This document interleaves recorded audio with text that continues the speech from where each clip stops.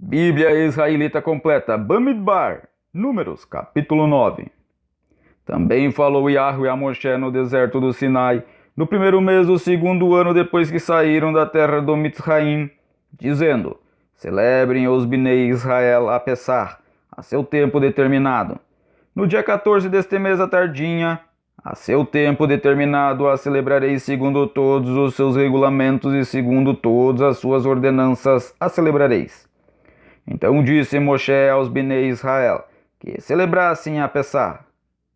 Então celebraram a Pessah no dia 14 do primeiro mês à tardinha, no deserto do Sinai, conforme tudo o que Yahweh ordenara a Moshe. Assim fizeram os Bnei Israel.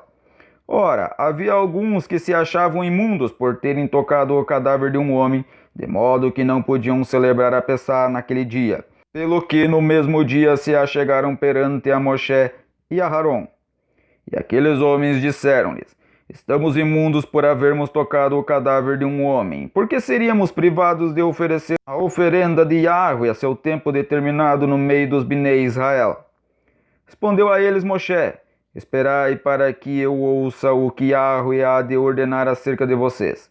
Então disse Yahweh a Moshe: Fala aos Bnei Israel, dizendo: Se alguém no meio de vocês, ou no meio de seus descendentes, estiver impuro por ter tocado um cadáver ou achar-se longe, em viagem, contudo ainda celebrará a Pessah de Yahweh.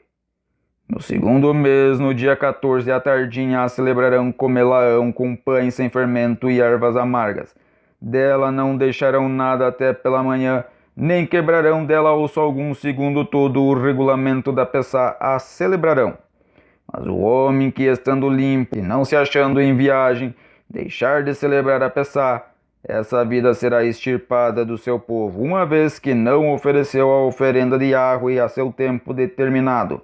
Tal homem levará o seu erro. Também se um estrangeiro peregrinar entre vocês e celebrar a Pessah a Yahweh, segundo o regulamento da Pessah, e segundo a sua ordenança a celebrará, terá um só regulamento, quer para o estrangeiro, quer para o natural da terra. No dia em que foi levantada a Beit Hamikdash, a nuvem cobriu a Beit Hamikdash, isto é, a própria tenda do testemunho, e desde a tarde até pela manhã havia sobre a Beit Hamikdash uma aparência de fogo. Assim acontecia de contínuo, a nuvem o cobria e de noite havia aparência de fogo. Mas sempre que a nuvem se alçava de sobre a tenda, os Bnei Israel partiam. E no lugar em que a nuvem parava, ali os Bnei Israel se acampavam. A ordem de Yahweh, os Bnei Israel partiam, e a ordem de Yahweh se acampavam. Por todos os dias em que a nuvem parava sobre a Beit Hamikdash, eles ficavam acampados. E quando a nuvem se detinha sobre a Beit Hamikdash muitos dias, os Bnei Israel cumpriam o mandado de Yahweh e não partiam. Às vezes a nuvem ficava poucos dias sobre a Beit Hamikdash, então a ordem de Yahweh permaneciam acampados, e a ordem de Yahweh partiam.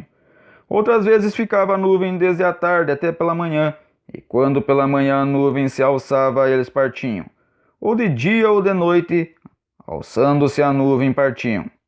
Quer fosse por 2 dias, por um mês, quer por mais tempo, que a nuvem se detinha sobre a Beit Hamikdash. Enquanto ficava sobre eles, os Bnei Israel permaneciam acampados, e não partiam.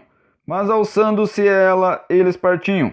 A ordem de Yahweh se acampavam, e a ordem de Yahweh partiam. Cumpriam o mandado de Yahweh que ele lhes dera por intermédio de Moisés.